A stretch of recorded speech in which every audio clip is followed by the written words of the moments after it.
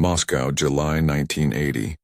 The air over the city shimmered with heat and suspicion. Posters and flags lined the avenues, but beneath the bright red fabric there was silence. An ordered kind of silence, the kind that held its breath. The world's athletes had come to compete, though many nations had stayed away. The television cameras focused only on what they were told to see. In a control room deep beneath Ostankino Television Tower, a team of engineers monitored the broadcast feeds for the opening ceremony. Among them was a technician named Sergei Volkov, a quiet man with the habit of writing everything down. His job was simple: to synchronize the global transmission signal and ensure no interference disrupted the event. But as the rehearsal began, something strange appeared on one of the monitors. A duplicate feed, identical in every way except one. In the second image, the parade of athletes marched in perfect rhythm, but their faces were blank, smoothed over by static. Sergei called to his supervisor. The supervisor looked, frowned, and told him to switch it off. "Ghost signal," he said. "Reflection from the backup frequency." Sergei nodded, but when he checked the equipment log later, there was no record of any backup frequency. That night, after the tower went quiet, he stayed behind. He replayed the transmission frame by frame. In the copy feed, a banner passed briefly across the screen, white letters on a red background. It wasn't one of the official slogans. The text read, "Division Echo cycle begins." He tried to print a still frame, but the machine jammed. The paper came out blank except for a faint outline of a runner mid-stride, arms blurred into motion. The next day, Sergei showed the paper to a fellow engineer, Elena Petrovna. She laughed, saying it looked like a ghost photograph. "Maybe you captured a glimpse of the Americans boycotting us," she joked. But when Sergei described the words on the banner, she went quiet. She told him to drop it. Later, he found a note tucked into his desk drawer. It was a small scrap of broadcast paper, the kind used for shift schedules. On it, someone had written in pencil, "You saw it too. Meet me after the ceremony, 030 tower level. 3. He hesitated, then went. The lower levels of the Ostankino Tower were cold even in summer, humming with machinery and fluorescent light. At the appointed time, a man emerged from the shadows wearing an identification badge with no department listed. He introduced himself only as Victor. "I work with signal analysis," he said. Though Sergei had never heard of such a division, Victor handed him a reel of magnetic tape sealed in a gray metal canister. "This was recorded 2 nights ago," he said. "From Channel 2. Tell me what you see." Sergei took the tape home. His apartment smelled of dust and oil paint. His wife had left months ago, unable to bear the long hours and secrecy. He threaded the tape through his personal player, adjusted the knobs, and pressed play. The image rolled once, twice, then stabilized. It showed the Olympic Stadium, empty and lit by floodlights. A single runner stood at the starting line. There were no spectators, no officials. Just one man waiting for a signal that never came. Then faintly a voice spoke through the static, male, low, calm, repeating something in Russian. Sergei turned up the volume. The words were clear. "Cycle in progress. Repeat initiation." The runner began to move. He ran without sound, his steps perfectly in sync with the hum of the tape. The image looped after 30 seconds, then began again. Each time it restarted, the runner was slightly closer to the camera. Sergei watched until dawn. By the 10th loop, the runner's face was visible, his own. He shut off the machine and sat in silence until the sun came through the blinds. When he returned to work, the reel was gone from his briefcase. His locker had been forced open, and inside was a new scrap of paper with the same message as before. Written now in red ink, "Cycle continues." That evening, all television signals across Moscow flickered for precisely 12 seconds. Viewers saw nothing but a field of static broken by a faint rhythmic pulse. like footsteps echoing in a tunnel. No official explanation was given. And in a basement far below the television tower, a new department began recording. The next morning, Sergei arrived at the tower to find the entrance hall unusually quiet. The guards at the security desk avoided his eyes. One of them handed him a new identification card. Same photo, different color. By order of Division Echo, the guard said flatly. Sergei wanted to ask what that meant, but the guard was already staring past him, expression empty. When he entered the control room, the others were gone. Only Elena sat at the far console smoking. She looked pale, her hands trembling slightly. They reassigned the night shift, she said. To the basement. Signal analysis work. He asked who they were, but she only shrugged. Nobody knows. The engineers who go down there don't come back up. By mid-afternoon, the televisions in the monitoring bay began to flicker again, brief ghost signals slipping between live feeds. Sergei leaned toward one screen and saw the image of the empty stadium, the same as the night before. But now there were multiple runners, their movements mechanical, synchronized. Above them a huge digital clock blinked 0.12 countdown again and again. He wrote down the frequency number. The signal was originating not from an external source, but from within the tower's own relay system. That night, ignoring orders, he descended to level 3. The lower corridor was colder than he remembered, the hum of equipment echoing like a low chant. At the end of the hallway, a red door stood half open. Inside, the air smelled of ozone and burnt dust. Banks of magnetic recorders lined the walls, spinning slowly, all running the same reel marked E12. In the center of the room, under a hanging lamp, stood Victor. "You came," Victor said. His tone was almost relieved. "Then you've already seen yourself." Sergei tried to answer, but found no words. Victor gestured to one of the monitors. "It's not television," he said softly. "It's rehearsal." Division Echo was created to perfect the image of victory. Endless repetition until perfection exists. Every athlete, every flag, every face must loop without flaw. On the screen, the runners circled the stadium endlessly, never slowing, never stopping. Their shadows lagged behind by half a second, as if they were running out of time. "We used recordings from the games," Victor continued. "Signals left behind when the Americans withdrew.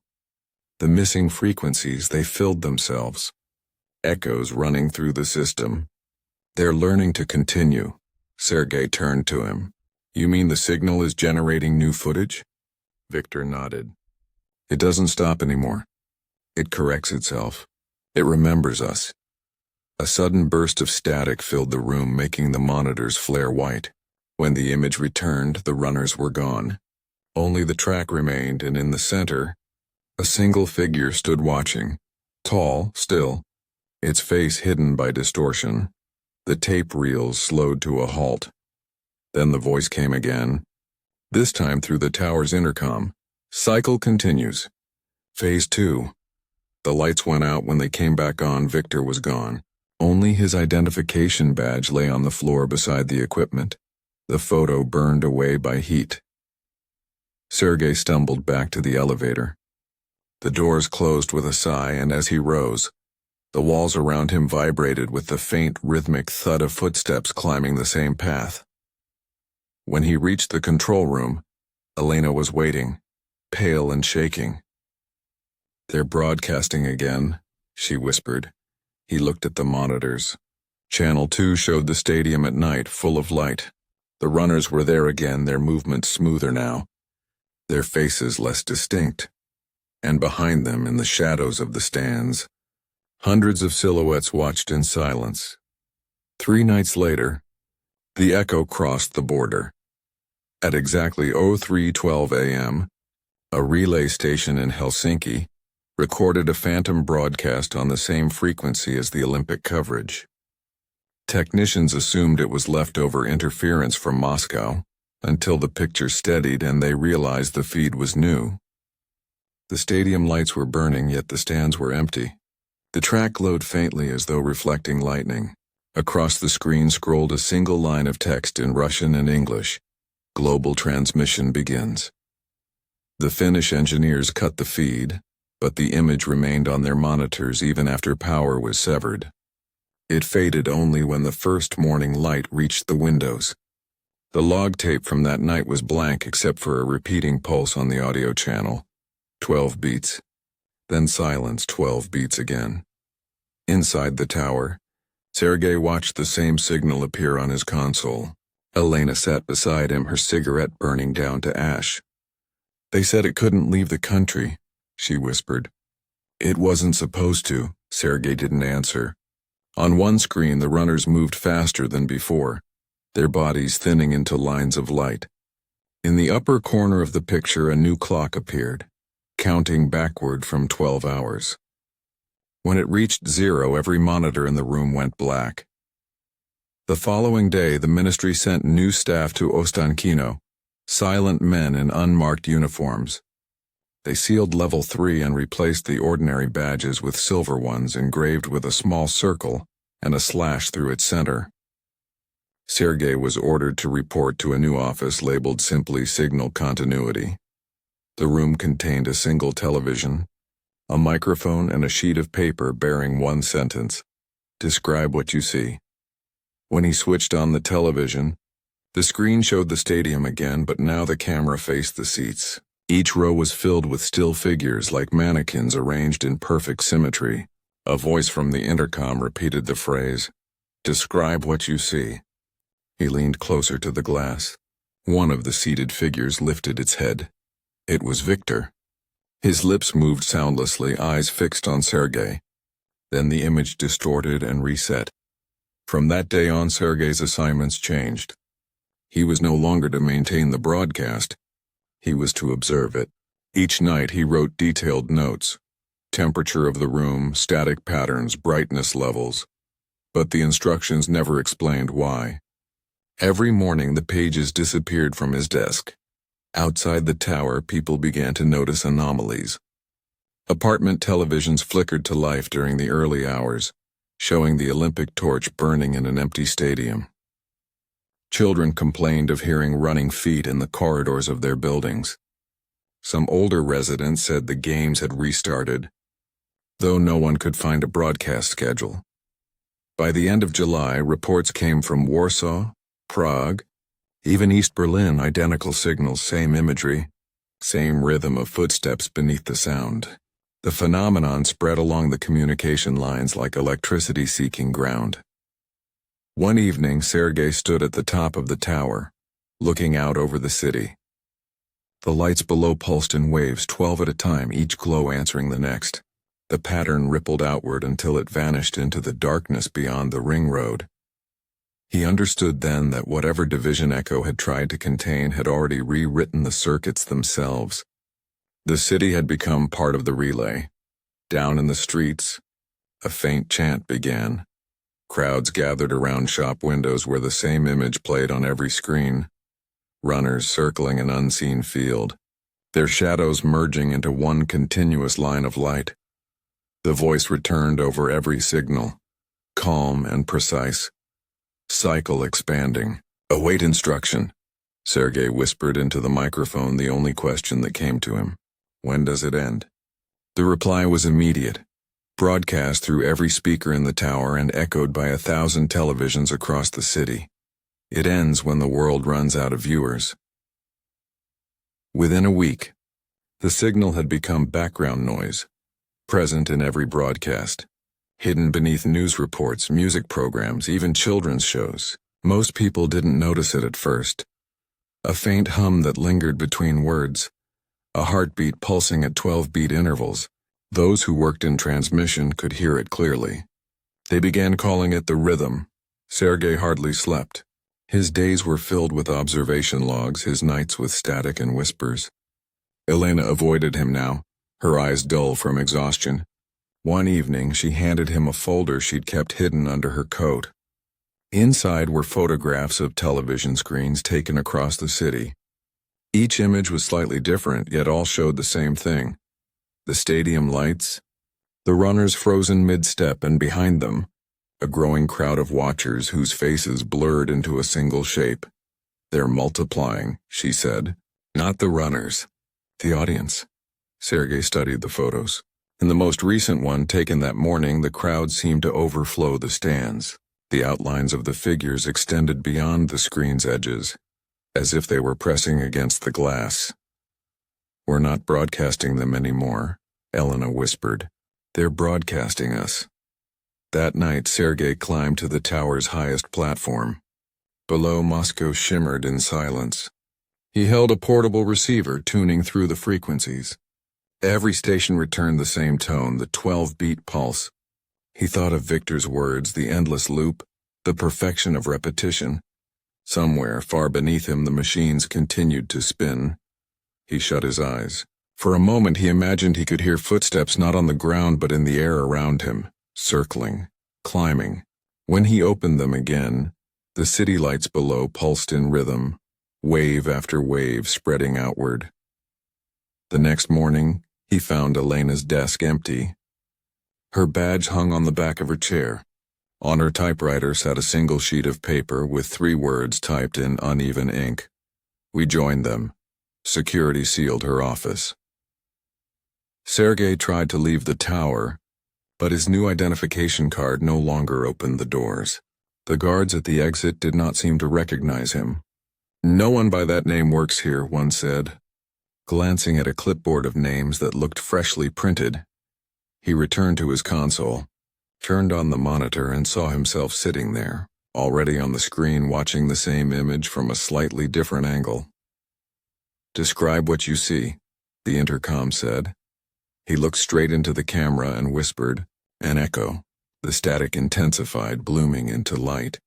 For a heartbeat, the entire control room filled with the image of the runners, thousands of them now circling in perfect synchronization. The view widened to reveal cities beneath them, whole nations beneath the stadium's false horizon, every light pulsing to the same rhythm. Sergei reached for the main switch and pulled it. The tower went dark. For 12 seconds, all of Moscow fell silent. Then the emergency power came online, and every screen in the control room showed a single image. The empty track still glowing. At its center, a lone figure stood motionless. It raised its head and smiled. Sergei realized it was his own face, projected endlessly, looking back at him from 1,000 directions at once. He stepped away from the console. The hum had stopped. Outside, the city lights flickered one last time, then steadied. The signal was gone, or so he thought. 2 days later, Western broadcasters reported a strange transmission during a rebroadcast of the closing ceremony, 12 seconds of static followed by a faint image of runners on a circular track. Analysts dismissed it as tape degradation, but technicians who slowed the footage discovered something else. At the edge of the frame, almost invisible, a figure stood beside the camera, hands clasped behind his back, whispering words that only the waveform analyzer could read. Cycle resumes. In 2020, a small startup in St. Petersburg began digitizing Soviet broadcast archives for online release. The project was meant to celebrate 40 years since the Moscow Olympics, to restore forgotten footage for a new generation. The team leader, a young programmer named Pavel Denisov, loved the work, the precision, the patterns hidden inside old images. He noticed something peculiar on the tapes from the closing ceremony.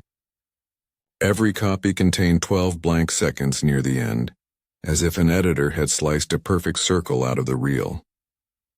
When Pavel filled the gap with automated frame reconstruction, the software generated motion on its own, a shimmer, then the faint outline of a running track. He thought it was artifact noise until the algorithm began labeling frames automatically with a phrase that wasn't in any database. Cycle resumes. The system refused to delete the segment. Even when Pavel purged the cache, the reconstructed clip reappeared under a new file name. Each time he played it, the runners grew sharper. By the 4th rendering, the broadcast tower itself was visible in the background, lights pulsing in rhythm. One night, while watching the restoration queue, Pavel saw a new folder appear at the root of the server, time-stamped but unsigned. Inside were hundreds of still images, city skylines, satellite shots, maps of communication cables tracing perfect concentric circles around the globe. He traced the origin of the upload. The IP address didn't belong to any external network. It pointed inward, to the same machine he was using. The next morning he showed the anomaly to his supervisor. She stared at the monitor for a long time before closing the folder. "Leave it," she said. Some things were designed to repeat. But that evening Pavel opened the file again. The maps had changed. The circles had grown wider, touching coastlines, crossing oceans. Each line pulsed faintly as if alive. He leaned back, uneasy, and the lights in his office flickered. His computer speakers clicked on, even though no audio track was playing. Through them came a faint rhythm, 12 beats, a pause, 12 more. He muted the sound. The beats continued. That night, every server in the facility rebooted simultaneously. Screens across the office filled with the same frozen image. A bright stadium under an empty sky. In the center stood a runner facing the camera, motionless. Beneath him appeared a caption in Russian and English. "Division Echo acknowledges global relay." The staff panicked. They cut power, disconnected lines, but when the monitors went dark, the image remained faintly visible, as if burned into the glass. In the following weeks, fragments of the footage began leaking online. At first, short clips appeared on obscure video platforms titled The Real Moscow Finale. Each lasted exactly 12 seconds, showing runners circling an infinite track, then vanishing into static. Users who watched the videos reported brief sync issues with their devices, clocks resetting, screens flickering 12 times, microphones activating by themselves. Cybersecurity experts traced the uploads to no single source. The code embedded in the videos was recursive. Every time it was deleted, it generated a new instance, slightly different, slightly clearer. Pavel left the company shortly after. Before he disappeared, he sent one final email to a colleague containing a single attachment, a photograph of the Ostankino Tower taken that morning. Around its peak, faint but unmistakable, was a ring of light forming a perfect circle. At the bottom of the message he'd written, "The broadcast never ended." It only learned to wait. The colleague tried to reply, but the address no longer existed. That night, for exactly 12 seconds, every television in the city flickered. The sound of distant footsteps echoed through the static. By the spring of 2022, the echo had become a rumor that no one wanted to confirm. Engineers whispered about ghost packets that appeared in transmission logs, tiny fragments of data that copied themselves through satellite relays. They were harmless, just clusters of static and white noise until analysts slowed them down. Inside the noise they heard rhythm, and inside the rhythm they found pattern. 12 pulses, a pause, 12 again. Broadcast companies denied everything, but every major live event since then had carried the same invisible signature. Some technicians said the code was searching for resonance, waiting for a signal strong enough to complete the circle. In a quiet apartment outside Warsaw, a retired operator named Sergei Volkov, the same name that had once filled the rosters of Ostankino, spent his nights tuning an old receiver across the bands. He was old now, hands unsteady, but his notebooks were filled with coordinates and timestamps. The rhythm had followed him for decades, appearing in the hiss between stations. He thought it had ended when the tower went dark, yet every 12 days the signal returned stronger. On the evening of July 19th, 42 years after the Moscow Games, he caught it again. The receiver lights flared, the hum aligned into perfect balance, and the small screen flickered with a faint image. The track, the same as before, but no runners this time. Only the stands filled completely. The camera panned slowly and the spectators turned their heads in unison toward the lens. A voice, calm and flat, spoke through the speaker. Global phase achieved. Await relay. Sergei switched off the set, but the sound continued. Not through the radio now, but through the walls, through the pulse of the apartment's wiring. He stepped to the window. Across the courtyard, dozens of television screens glowed in identical rhythm. At that same hour across continents, news anchors froze mid-sentence as their studio lights flickered. For 12 seconds, every feed displayed the same blank stadium bathed in white light.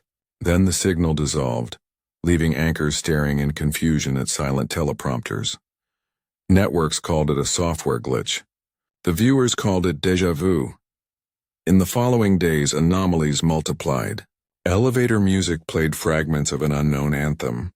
City traffic lights blinked 12 times before changing. Clocks gained or lost 12 seconds overnight. Everything mechanical seemed to breathe in rhythm. A research consortium in Geneva attempted to map the timing of these pulses. The data formed concentric circles centered precisely on Moscow, expanding outward like ripples on water. The last ring touched the edge of the Pacific. On the 12th day, the ripples stopped. For one long hour, the world's communication grids reported perfect silence. No interference, no traffic, just a still frequency like held breath. Then the pattern reversed, contracting toward the center. In his apartment, Sergei felt the air grow heavy. The lights dimmed until only the glow from his old receiver remained. He heard the footsteps again, slow, steady, circling. When he looked down, the floor beneath him shimmered faintly, forming a thin halo of light. He whispered, "What do you want?" The voice returned, gentle, patient. "Completion." The halo brightened, and for a moment he saw a reflection not of the room but of a vast stadium under a colorless sky. Runners waited at the line, motionless, while an invisible crowd held its breath. He closed his eyes. When he opened them, the apartment was empty, the receiver still humming. The logbook on the table filled itself with new handwriting. Dates, times, coordinates, each one 12 days apart. Each one marked relay successful. The following morning, a satellite weather image captured something unusual over central Russia. A circular cloud formation, exactly the diameter of the Moscow Ring Road. At its center, a point of brightness pulsed 12 times before fading. No one noticed except a few tired engineers staring at their monitors, listening to the soft, rhythmic hum that never quite stopped. 12 days after the last pulse, the city returned to ordinary noise. Trams rattled, televisions hissed. The world pretended that the strange silence had never happened. Yet in one small apartment on the edge of the Moskva River, a single receiver still glowed through the night. Sergei sat beside it, wrapped in his old technician's jacket. The logbook lay open across his knees, the pages blank now, the pen unmoving. He had stopped recording. There was nothing left to measure. The signal had grown quiet, but not gone. It existed like a heartbeat at the edge of hearing. Sometimes he caught himself humming the rhythm, 12 beats, a pause, without realizing it. The sound comforted him, the way distant trains once had when he was a child. He looked at the receiver and thought about the first time he had seen the runners. Perfect, endless, untouched by age. They had frightened him then. Now they seemed familiar. He imagined them still running somewhere, not trapped. Just continuing because that was what they were made to do. A faint voice rose through the static, softer than breath. "You kept the rhythm." He smiled, tired. "I listened," he said.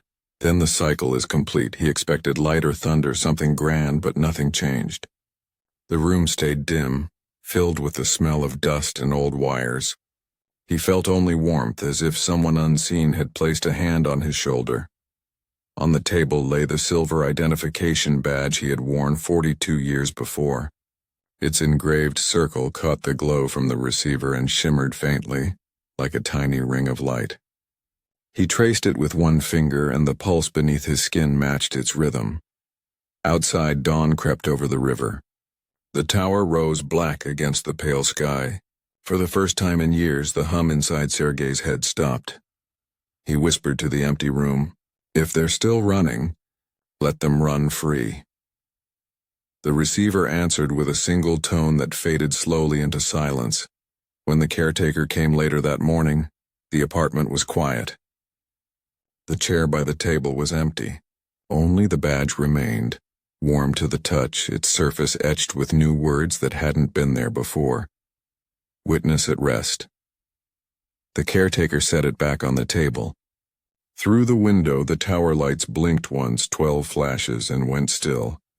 Somewhere beyond the city, in the folds of static that separate memory from time, the track waited unbroken, the runners moving in endless grace.